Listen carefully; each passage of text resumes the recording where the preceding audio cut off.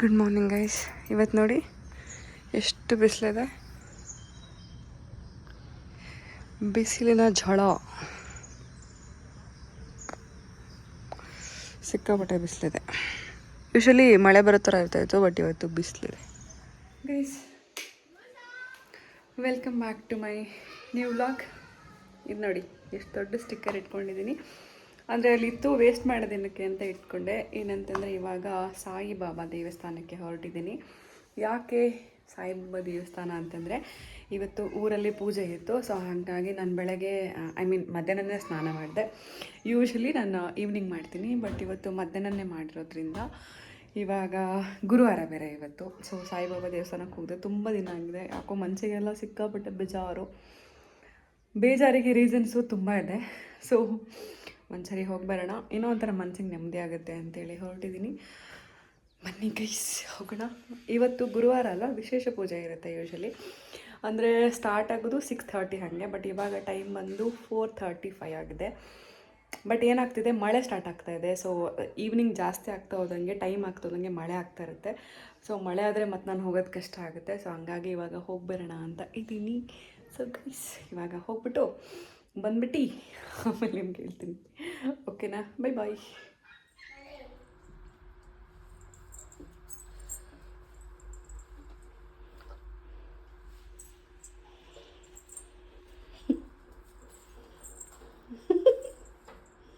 ಮಂತ್ರ ಹೇಳು.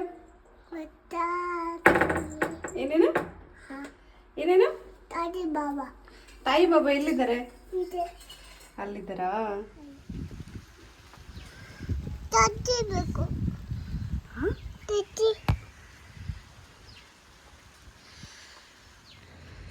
ಎಂದಿಗಾದರೂ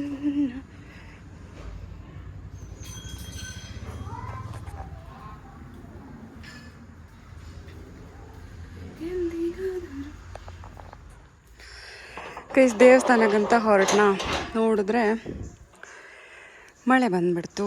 ಸೊ ಇವಾಗ ಮತ್ತೆ ಹೊರಟಿದ್ದೀನಿ. ಗೈಸ್, ಬರೀ ಬಿಸಿಲು ನೋಡಿ ನೋಡಿ ಸಾಕಾಗಿತ್ತು. ನೋಡಿ ಬೆಂಗಳೂರು ಎಷ್ಟು ಚೆನ್ನಾಗಾಗಿದೆ.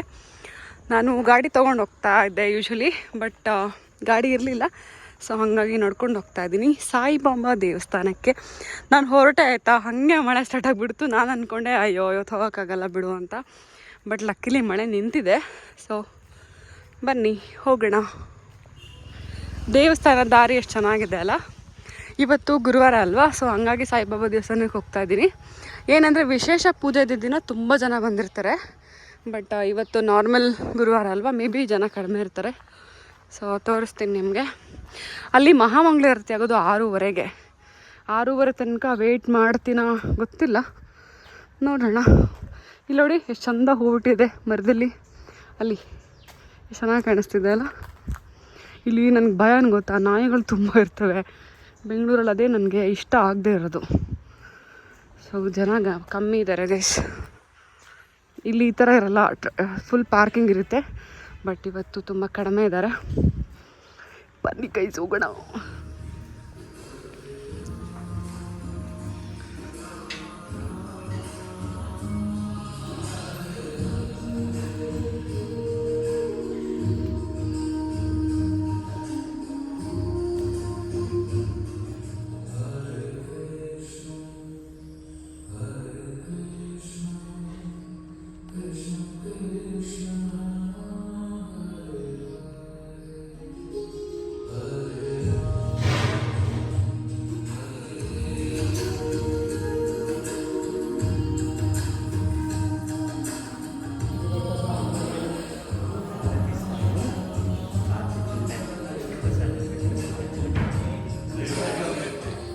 ಗೈಸ್, ನಾನು ಹೇಳ್ದೆ ಅಲ್ಲ, ನಾರ್ಮಲ್ ಡೇಸಲ್ಲಿ ಕಡಿಮೆ ಜನ ಇರ್ತಾರೆ ಅಂತೇಳಿ.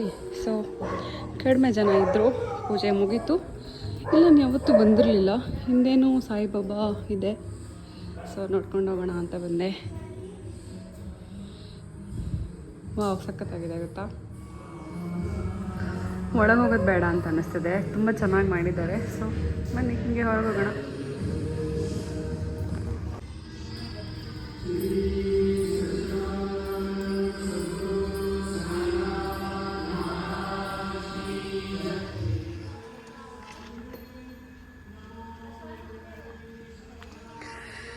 ನಾನು ಹೇಳ್ದೆ ಅಲ್ಲ 6:30 ಮೇಲೆ ಜನ ಜಾಸ್ತಿ ಆಗ್ತಾರೆ ಅಂಥೇಳಿ. ಸೊ ಇವಾಗ ನೋಡಿ ಎಷ್ಟೊಂದು ಜನ ಬಂದಿದ್ದಾರೆ, ತುಂಬ ಜನ ಒಳಗೆ. ಏನಾಯ್ತು ಗೊತ್ತಾ, ಅಲ್ಲೊಂದು ಅಜ್ಜಿ ತಾತ ಹೂ ಮಾರ್ತಾರೆ ಆಯಿತಾ. ಸೊ ಅವ್ರನ್ನ ನಾನು ಮಾತಾಡಿಸ್ತಾ ಇದ್ದೆ, ತಾತ ಎಲ್ಲಿ ಅಂತ. ಅವಾಗ ಅವರು ಕತೆ ಹೇಳ್ಕೊಂಡು ಕೂತಿದ್ರು, ತಾತಂಗೆ ಹುಷಾರಿರ್ಲಿಲ್ಲ ಅಂತೆ. ಎಷ್ಟು ಚೆಂದ ಕಾಣಿಸ್ತಿದೆ ನೋಡಿ, ಇಲ್ಲೆಲ್ಲ ಬಿದ್ದಿದೆ. ಸೊ ಅದೇ ಅವರು ಕತೆ ಹೇಳ್ಕೊಂಡು. ಸೊ ಇವಾಗ ವಾಪಸ್ ಮನೆ ಕಡೆ. ಇಲ್ಲೊಂದು ಪೇಂಟಿಂಗ್ ಅಲ್ಲ ಆ್ಯಕ್ಚುಲಿ, ಏನೋ ಇದೆ ನೋಡಿ, ಎಷ್ಟು ಚೆನ್ನಾಗಿದೆ ನೋಡಿ ವೆದರ್ ಎಲ್ಲ. ಆ್ಯಕ್ಚುಲಿ ಬೆಂಗಳೂರು ವೆದರ್ಗೆ ಫೇಮಸ್ಸು, ಏನಂತೀರ. ಗಿಡ ಮರಗಳು ಸಿಕ್ಕಾಪಟ್ಟೆ ಇದೆ. ನಂಗೆ ಅಲ್ಲಿ ದೇವಸ್ಥಾನದಲ್ಲಿ ಕೂತ್ಕೊಂಡ್ರೆ ಹೊರಗೆ ಬರೋಕ್ಕೆ ಮನಸ್ಸಾಗಲ್ಲ ಗೈಸ್, ಅಷ್ಟು ಚಂದ ಇದೆ ಅದು, ಏನೋ ಒಂಥರ ನೆಮ್ಮದಿ.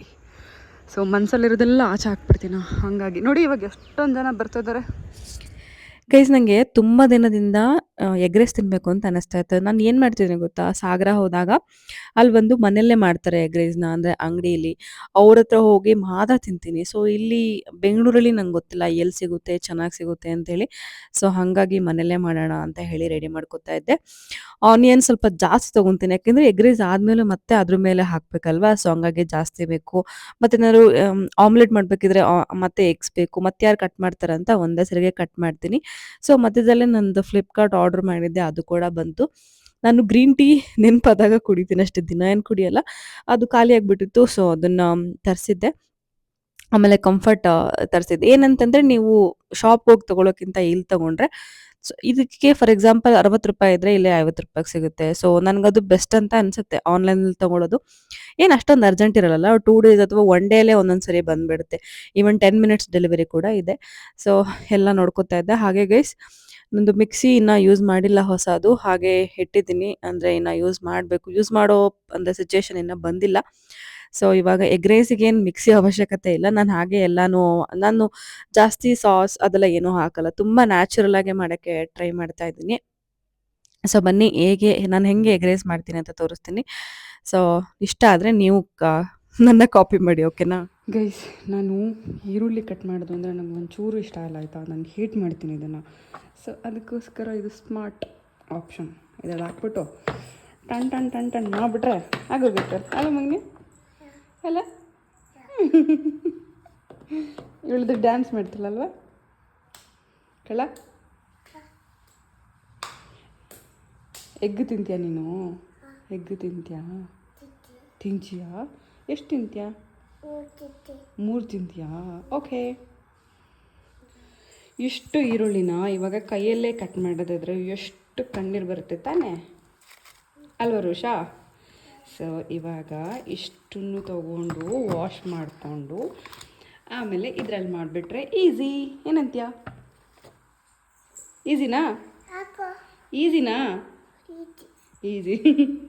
ಸರಿ ತೊಳ್ಕೊಂಬರ್ತೀನಿ ಇರೋ.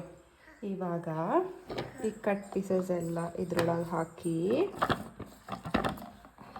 ಮಾಡೋಣ, ಓಕೆ?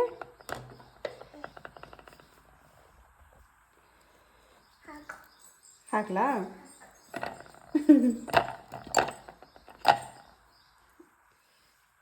ಇರು ಮಗನೆ, ಫಸ್ಟ್ ಇದು ಮಾಡೋಣ ಆಯಿತಾ?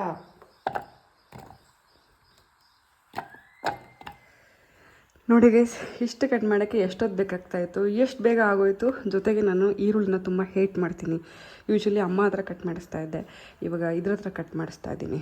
ಹೆಂಗೆ ಚೆನ್ನಾಗಿದೆಯಾ? ಚೆನ್ನಾಗಿದೆಯಾ? ಮತ್ತೆ ಮಾಡಬೇಕಾ? ಓಕೆ. ನೋಡಿ ಗೈಸ್, ಎಷ್ಟು ಈರುಳ್ಳಿನ ಎಷ್ಟು 1-2 ಮಿನಿಟ್ಸಲ್ಲಿ ಎಲ್ಲ ಹೆಚ್ಚಿಬಿಡ್ತು. ಎಷ್ಟು ಈಸಿ ಅಲ್ಲ? ನನ್ನ ಕಣ್ಣಲ್ಲಿ ಅಂದ್ರೆ ನೀರು ಬಂತು ಅನ್ನಿ, ಬಟ್ ಓಕೆ, ಕಂಪೇರಿಟಿವ್ಲಿ ಸಿಕ್ಕಾಪಟ್ಟೆ ಓಕೆ. ಏನೇ ಹೆಂಗೆ ನೋಡ್ತಿದ್ಯಾ? ಸೊ ಈ ಮೊಟ್ಟೆದು ಪೌಚ್ ತರಿಸಿದ್ನಲ್ವ, ಅದನ್ನು ಇವಾಗ ಯೂಸ್ ಮಾಡ್ಕೊಳ್ಳೋಣ. ಯೂಸ್ ಮಾಡಿಕೊಂಡು ಏನಾದರೂ ಇದು ಹೇಗೆ ಯೂಸ್ ಮಾಡೋದು ಗೊತ್ತಾ? ಇದ್ರ ಮೇಲೆ ಇನ್ನೊಂದು ಇಟ್ಬಿಟ್ಟು ಅದ್ರ ಮೇಲೆ ಈ ಪೌಚ್ನ ಇಟ್ಬಿಟ್ಟು ಅದರಲ್ಲಿ ಎಗ್ ಹಾಕಿ ಸ್ವಿಚ್ ಆನ್ ಮಾಡಿದ್ರೆ ಆಯಿತು. ಸೊ ಬನ್ನಿ ತೋರಿಸ್ತೇನೆ. ಸೊ ಗೈಸ್, ಪೌಚ್ಗೆ ಹಾಕೋಕ್ಕೆ ಇದೆಲ್ಲ ಹಾಕ್ಬಿಟ್ಟು, ಮೊಟ್ಟೆನೂ ಹಾಕ್ಬಿಟ್ಟು, ಈರುಳ್ಳಿ ಹಾಕ್ಬಿಟ್ಟು, ಆಮೇಲೆ ಸ್ವಲ್ಪ ಕೊತ್ತಂಬರಿ ಸೊಪ್ಪು ಹಾಕ್ಬಿಟ್ಟು ಅದ್ರಲ್ಲಿ ಹಾಕಿದ್ರೆ ಆಗೋಯ್ತು. ಇವಾಗ ಆಮ್ಲೆಟಿಂಗ್ ಮಾಡೋ ಥರನೇ ಎಲ್ಲ ಹಾಕಿ ಕಲಿಸಿ ಇಟ್ಕೊಂಡಿದ್ದೀನಿ. ಸೊ ಆಮೇಲೆ ಅದನ್ನು ಪೌಚ್ಗೆ ಹಾಕಿದ್ರೆ ಆಯಿತು. ಇವಾಗ ನೋಡಿ ಇವಳು ಹಿಂಗೆ ಅಲ್ಲಾಡ್ಸಿದ್ರೆ ಹೆಂಗೆ ಡ್ಯಾನ್ಸ್ ಮಾಡ್ತಾಳೆ ಅಂತ ತೋರಿಸು ಡ್ಯಾನ್ಸು.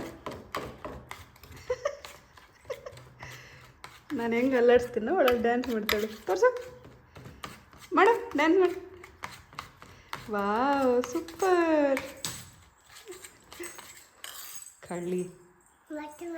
ಮತ್ತೆ ಮಾಡೋದು ಬೇಡ. ಫಸ್ಟ್ ಏನು ಮಾಡೋಣ ಅಂದರೆ ಈ ಮೆಜರ್ಮೆಂಟ್ ಕಪ್ಪಲ್ಲಿ ಫಸ್ಟು ನೀರು ಹಾಕೋಣ. ಇಲ್ಲಿ ಬರ್ದಿದೆ ನೋಡಿ ಸ್ಟೀಮ್ಡ್ ಅಂತ ಬಂದರೆ ಇದರಲ್ಲಿ ಎಷ್ಟು ಅಂತಿದೆ 120 ml ಇದಕ್ಕೆ ನೀರು ಹಾಕಬೇಕು. ಸೊ ಇಷ್ಟು ನೀರು ತೊಗೊಂಡಿದ್ದೀನಿ. ಇವಾಗ ಇದಕ್ಕೆ ಹಾಕೋಣ. ಹಾಕಾದಮೇಲೆ ಸೊ ಈಗ ಈ ಎಗ್ ಬಾಯ್ಲರ್ನ ಡೈರೆಕ್ಟಾಗಿ ಇಟ್ಬಿಟ್ಟು ಅದಾದಮೇಲೆ ಈ ಪೌಚ್ಗೆ ಎಣ್ಣೆ ಹಚ್ಬಿಟ್ಟು ಇದನ್ನು ಹಾಕ್ಬಿಟ್ಟು ಇಡೋಣ. ಸೊ ಫಸ್ಟ್ ಟೈಮ್ ಮಾಡ್ತಿದ್ದೀನಿ ಗೈಸ್, ಹೆಂಗೆ ಬರುತ್ತೆ ಅಂತ ಗೊತ್ತಿಲ್ಲ. ಸೊ ನೋಡೋಣ. ಸೊ ಗೈಸ್ ಈ ಥರ ಅಂದರೆ ಫುಲ್ ಬರೋ ಥರ ತುಂಬಾರ್ದು, ಸ್ವಲ್ಪ ಸ್ಪೇಸ್ ಇಟ್ಬಿಟ್ಟು ಅದನ್ನು ಫಿಲ್ ಮಾಡಬೇಕು. ಇವಾಗ ಡೈರೆಕ್ಟಾಗಿ ಇದ್ರ ಮೇಲೆ ಇಟ್ಟಿದ್ದೀನಿ. ನೀರು ಹಾಕ್ಬಿಟ್ಟು ಇದನ್ನು ಇಟ್ಬಿಟ್ಟು ಅದ್ರ ಮೇಲೆ ಇದು. ಸೊ ಇವಾಗ ಇದನ್ನು ಕವರ್ ಮಾಡೋಣ. ಓಕೆ, ನನ್ನ ಅಸಿಸ್ಟೆಂಟ್ ಇಲ್ಲೊಬ್ಳಿದ್ದಾಳೆ. ಇದೇ ನೋಡಿ, ಇದಕ್ಕೆ ಇವಾಗ ಕವರ್ ಮಾಡೋದು. ಗೈಸ್ ನಾನು ಫಸ್ಟ್ ಟೈಮ್ ಮಾಡ್ತಿದ್ದೀನಿ ಆಯಿತಾ, ನನಗೂ ಗೊತ್ತಿಲ್ಲ ಹೇಗೆ ಬರುತ್ತೆ ಅಂಥೇಳಿ, ಬೈಕು ಬಿಡಿ ಓಕೆನಾ. ಸೊ ಇದು ಕವರ್ ಮಾಡಿದೆ. ಇವಾಗ ಆನ್ ಮಾಡಿದ್ರೆ ಆಯಿತು. ಓಕೆನಾ ರೋಷಾ? ಓಕೆನಾ? ಓಕೆ, ಜೋರಾಗಿ ಹೇಳು. ಓಕೆ. ಇದು ನೋಡಿ ಬ್ಲೂ ಕಲರ್ ಲೈಟ್ ಬರುತ್ತೆ ಅಂದರೆ ಆನ್ ಆಗಿದೆ ಅಂತ. ಸೊ ಇದು ಆಟೋ ಆಫ್ ಆಗುತ್ತೆ. ನಾನು ವೆಯ್ಟ್ ಮಾಡ್ತೀನಿ, ಎಷ್ಟೊತ್ತಾಗುತ್ತೋ ಗೊತ್ತಿಲ್ಲ, ನಾನು ಫಸ್ಟ್ ಟೈಮ್ ಮಾಡ್ತಾ ಇರೋದು. ಆಫ್ ಆದಮೇಲೆ ಆಮೇಲೆ ಚೆಕ್ ಮಾಡೋಣ ಊಟ ಟೈಮಲ್ಲಿ. ಇವಾಗ ಎಗ್ ರೈಸ್ ಮಾಡೋಣ ಬನ್ನಿ ಗೈಸ್. ಏನೇ ಹಂಗೆ ನೋಡ್ತಿದ್ಯಾ ಕಳ್ಳಿ? ನೋಡಿ ಗೈಸ್ ಇದು ಹೆಂಗೆ ಸ್ಟೀಮ್ ಆಗಿ ಬರುತ್ತೆ ಅಂತ. ಇದಿನ್ನೂ ಕಂಪ್ಲೀಟ್ ಆಗಿಲ್ಲ, ನಾನು ಇಟ್ಟಿದ್ದು ಟೈಮ್ ನೋಡ್ಕೊಳ್ಳಿಲ್ಲ, ಮರ್ತೋದೆ. ಸೊ ಅದೇ ಆಟೋ ಆಫ್ ಆಗುತ್ತೆ, ಆಮೇಲೆ ನೋಡೋಣ.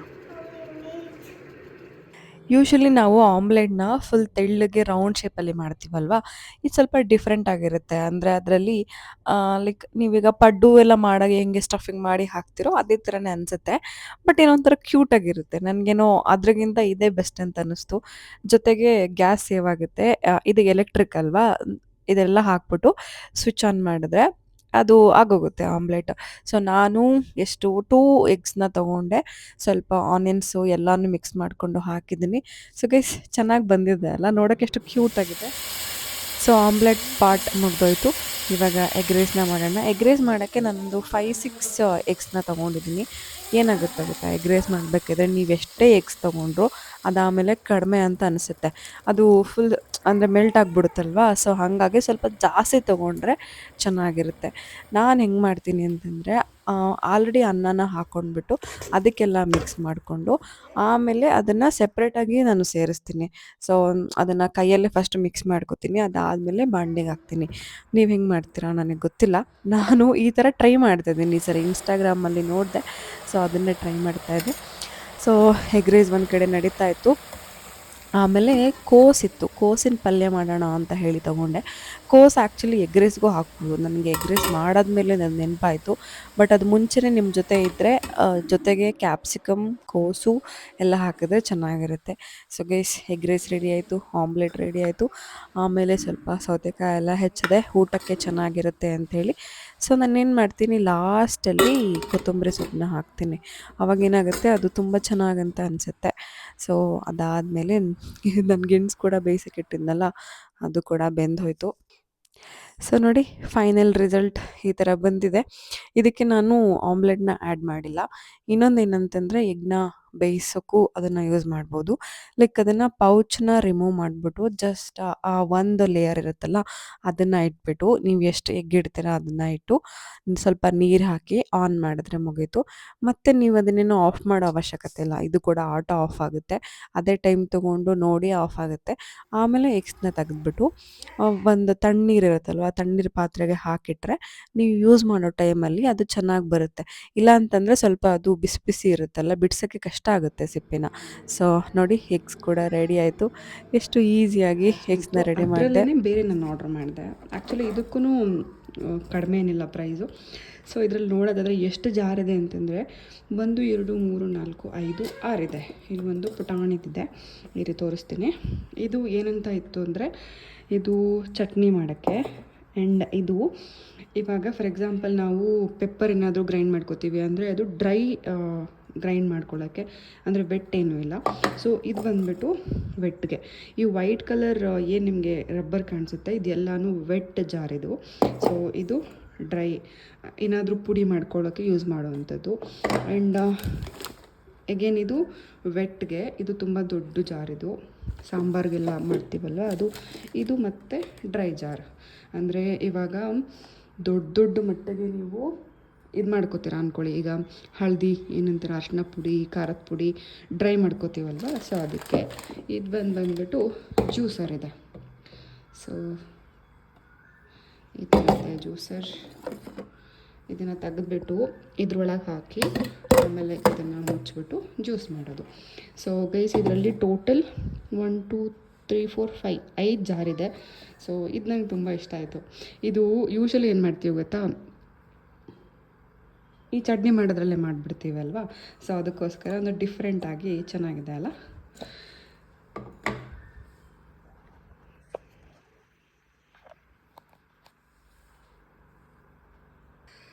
ಸೊ ಇದಿಷ್ಟು ನೋಡಿದ್ರಿ ಅಲ್ಲ, ಇದು ಬಟರ್ಫ್ಲೈ, ಇದು ಕಂಪನಿ ನಾನು ತೊಗೊಂಡು ಬಂದಿರೋ. ಸಾರಿ ಇನ್ನೊಂದಿದೆ, 6 ಇದೆ ಟೋಟಲ್. ಇದು ಬಂದಿದೆ, ಒಂದು ಚಿಕ್ಕದಿದೆ. ಇದು ಮೇ ಬಿ ಏನೂ ಹಾಕ್ಲಿಕ್ಕೆ ಬರಲ್ಲ, ಬಟ್ ನಾವೇನಾದರೂ ಗ್ರೈಂಡಾಗಿ ವೆಟ್ ಗ್ರೈಂಡ್ ಮಾಡಿರ್ತೀವಲ್ವ, ಸೊ ಅದನ್ನು ಹಾಕಲಿಕ್ಕೆ ವಿತ್ ಕ್ಯಾಪ್ ಇದೆ ಈ ಥರ ಕಾಣಿಸ್ತಾ. So ಇಷ್ಟಿದೆ guys.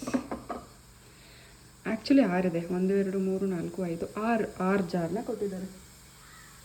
ಓಕೆನಾ. ಒಳ್ಳೆ ಊಟ ಆಯಿತಾ. ಅದಾದಮೇಲೆ ಗೆಣಸು ಬೇಯಿಸಿದ್ದೆ ಅದನ್ನು ಸಂಜೆ ಟೀ ಜೊತೆ ನಾನು ಎಲ್ಲ ಟೀನೂ ಕುಡಿತೀನಿ. ಸೊ ಒಂದೊಂದು ಸರಿ ಒಂದೊಂದು ಥರ ಟೀ. ಆಮೇಲೆ ಅಮ್ಮ ಹಪ್ಪಳ ಕೊಟ್ಟಿದ್ರು, ಅದನ್ನು ಸುಟ್ಕೊಂಡು ಕೂತಿದ್ದೀನಿ. ಯೂಶ್ವಲಿ ಸಂಜೆ ವಾಕಿಂಗ್ ಹೋಗ್ತೀನಿ, ಬಟ್ ಇವತ್ತು ಟೈಮ್ ಇಲ್ಲ, ಟೈಮ್ ಆಗಿಬಿಟ್ಟಿದೆ. ಸೊ ಟೀ ಎಲ್ಲ ಕುಡ್ದಾಯಿತು, ಇವಾಗ ಸ್ಟಡಿ ಟೈಮ್. ಸೊ ಬಾಯ್ ಮುಂದಿನ ಬ್ಲಾಗಲ್ಲಿ ಸಿಗೋಣ. ಓಕೆ.